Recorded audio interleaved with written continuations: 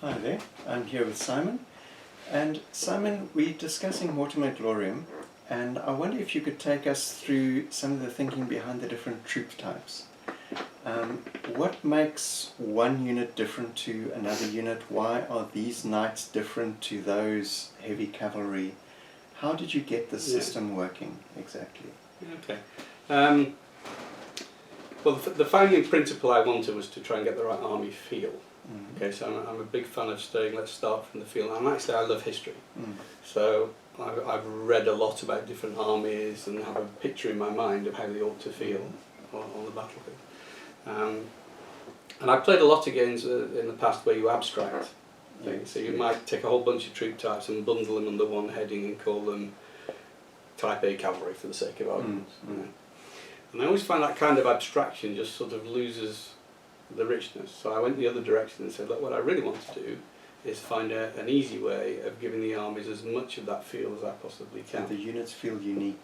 Yeah, so they feel much more unique. So I started creating characteristics that would allow that to come out, and those wouldn't apply to all troops. You would allocate them in the list to the troops that might reasonably have them.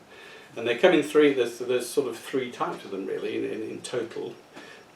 One is some troops have got things that work off the S on the dice that we've discussed in the video to make it work. So for pikes there's a concept of shove, or for heavy spears, all the phalanx troops. So there's special rules for so they feel like they should be pushing things back. So there's a shove rule which you get if you get an S, you get a shove effect, which is a benefit. So it's a bit like a rolling maul in rugby, you know, they're pushing the enemy back.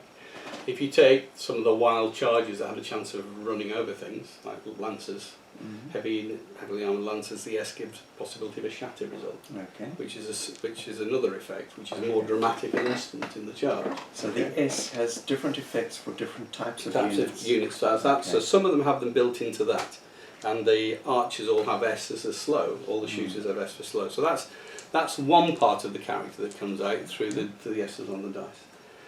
The second is in terms of characteristics, in terms of some of their factors. So there are things like melee expert. So melee expert is a characteristic for anybody who's very well trained in open fighting, open melee. After the charge has happened, they're doing so.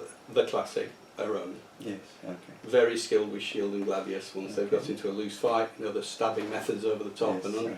Very, very effective. So most of those have melee expert as an option in their list, and that will give them a benefit in a melee, a melee against troops who don't. But it won't benefit them in the charge. We have two types of combat in melee. They don't have the shock. They don't have the shock, but they have the stamina to last a long sword fight and do well. And they cover each other. Exactly. And you might think from another part of the world the samurai would be similar. You know, they don't stand up to a wild charge very well, but once they get you in a sword fight, you better watch out. It's going to get a bit difficult. Okay, so you have those, and then there's a whole list of characteristics. So rather than hesitating to have them, it's actually really easy to have a list of quite a few, 20 others, as long as they're only going to apply to a few troops. Yes. And then they suddenly you just have to know the ones for your specific troops. Really. So, for instance, if I pick one out of the characteristics, which is shield wall. Shield wall is representing troops who are very good at forming a very strong defensive line that could withhold charges. It cancels out these S effects, so it holds the line. But that was a great characteristic of the Dark Ages for some troops. Very, very good at doing that. So by bringing that characteristic in, Dark Ages armies start to come to life. I found in some rules I can't see much of a difference between Romans locking their shields together and a Viking shield wall. How would you differentiate something like that? Well, the Roman locking the shield together is to absorb the charge and then fight back in a very high quality melee. So they tend to get melee expert to do that. The Viking Bondi shield wall, because you've got two types, the Huskarls and the Bondi, the softer troops if you like, they can stop a charge but they're nowhere near as good thereafter. Okay. So you've got subtle differences. Very subtle differences. I mean, and a great examples, two great examples for me probably are the Romans and horse archer cavalry. Because in the Romans we've got 7 or 8 different lists depending on how you count it, whether you count it from Camillan all the way through. Every single one of those has got variations in characteristics that makes them feel unique. So you can play 2 Roman armies that are very different. They are very, very different, very, very different. So your later ones, for instance, will have darts and something called integral shooters. which means when they're charged, there's people shooting in support of them. They often won't have melee expert because the quality of training and troops have declined by that stage.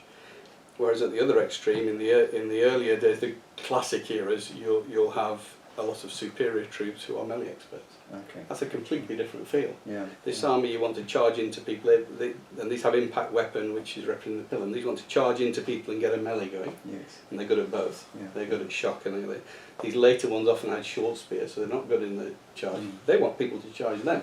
Okay, so they become a little bit more defensive. Yeah, defensive. Okay. So these want to walk up and throw darts and javelins at people and make them charge you. Come and get me. Come and get me. I'll irritate you that way. These want to smash in, and every single one of those periods of Rome feels different as an army on the tabletop, which is a massive achievement. Okay. Because in lots of systems they're squashed into something that feels just very, very similar.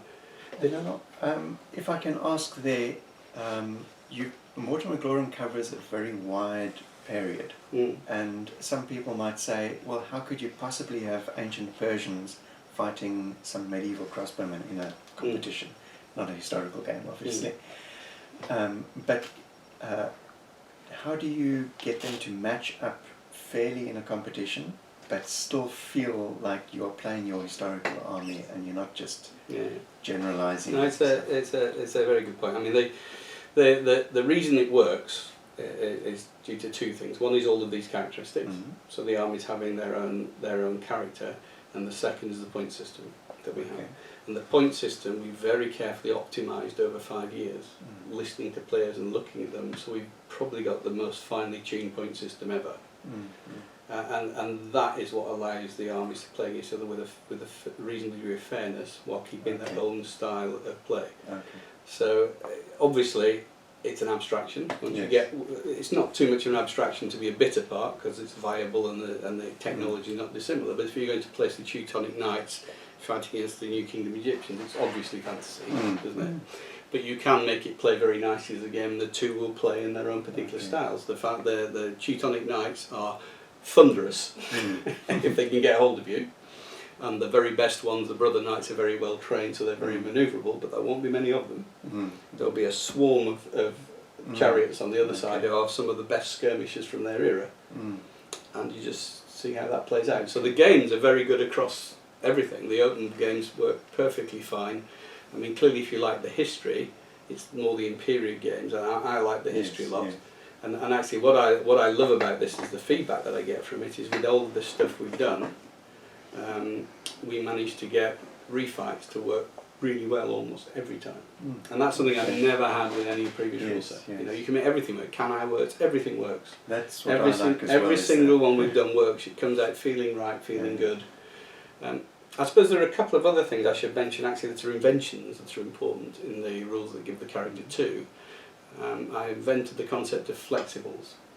And that is one of the things that gives characters to certain types of armies and troop types that people have grappled with for years. So one of the age-old debates for Romans, for instance, was always, are auxilia loose or close formation? Well, actually loose and close formation are terms we invented as wargamers. They don't mean much, actually, really. I mean, I still use the terms in this because they're familiar, but to me it's our troops fighting in a manner where they're dependent on the person next to them. So it's like formation type fighting, or they're spread out fighting as individuals. Well, let's be very clear. Auxilia could do both of those. So could legionaries, most of them. I mean, only the early Republican ones were locked and working more that way. With the phalanx mindset. Yeah, exactly. So, so I invented the idea of flexible and say, okay, let's have some troops which can switch. They can do either. They can work in either forms. They can either form up close. That then solves some really interesting puzzles elsewhere. So I went from the Romans then to the Gauls. So that's interesting because the lowland Gauls were typically not easily ridden down because they were quite good at clustering close together and tight in the open because they were used to facing cavalry. The Highland Gauls weren't. But those Gauls were also brilliant at fighting in a forest. So hang on a minute, how do you represent that? Aha! Tribal flexibles. If you're fighting in a forest, you put them in loose formation and off they go. If they're fighting in the open against cavalry, you use them in close formation. Highland Gauls don't get the choice. And you've actually got certain armies where some units can fight in a skirmish format, and sometimes they. That's the other flexible. The other flexible type is cavalry. Those are always a problem as well. So another classic question: Hunnic cavalry, are they skirmishers or are they not skirmishers? It depends on the situation. Yeah, if you read the reports of how they fought, they would spread out, do lots and lots of shooting, and then they'd cluster back together and charge people. And they were quite happy to go into a fight. So again, we use the flexibles for cavalry that allow certain types of cavalry to opt to be in skirmish formation and then switch back to loose formation. Okay.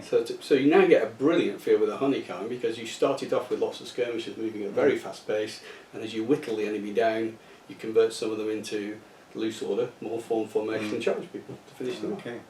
So again, the other one that I've brought in as well, which is an easier invention, is historically we always talked about two types of troops that we sort of usually call drilled or undrilled in the versions I've used, and it never felt right to me. It always felt like there were three, so I put three in. So now we have drilled, formed, and tribal. Okay. Okay, so we've got three different types of difficulty in Can you maneuver. say quickly what those three are?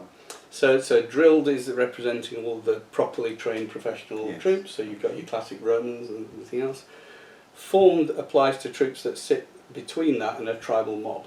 Okay, so at the other end we've got the tribal mob, which is basically the untrained Gauls altogether. Now, probably the easiest way to think of the three is to think of hoplites, actually.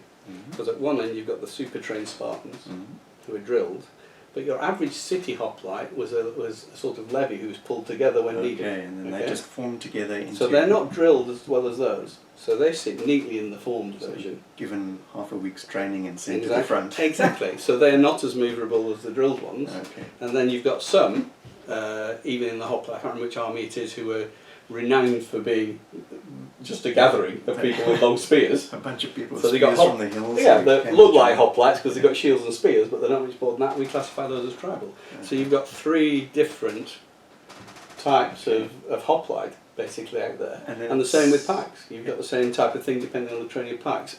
But that invention creates loads of really great options, like a lot of cavalry that are irregular cavalry, who are not part of a Roman drilled one, sit informed, because they were still very agile actually. So a Sassanid army was perfectly well enough trained in operating as cavalry. It just becomes, the more drilled you are, the easier it is to do fancy manoeuvres. Exactly. And then the closer you are to a tribal horde, you want to line them up and let them go. Yeah, and your priority is to have a very good battle plan at the beginning, because you're not going to be able to react much to anything. And your objective, if you've got the drilled army, is to make them react a lot. So your drilled armies are a bit more forgiving, but points-wise, I guess you're going to have a much smaller, leaner force. Yeah. Okay. And harder to use. We'll come back to that. They're harder to use in some degree because you've paid the money for drills. So if you're playing it that way, you need to get your value for money out of it. Yes. That means you've got to start thinking hard about how do I make this drill work to my advantage. Not line up and walk straight forward. So a standard complaint sometimes for beginners is, oh, I've taken a Gallic army and a Roman army, I've lined them up against each other and smashed them in, and the Gauls tend to win. You go, well, actually, if you think about it, that's kind of obvious, because you've just paid 10% of your points for something called drilled, and you've just lined them up, so you've not used it. so actually, if you're using the point system, you're outnumbered. You're actually playing 10,000 against 9,000, so expect to lose more than 50% of the game. So that makes sense. Yeah, so got to think about it that way. Thank you, Simon. Pleasure. Hope that helps.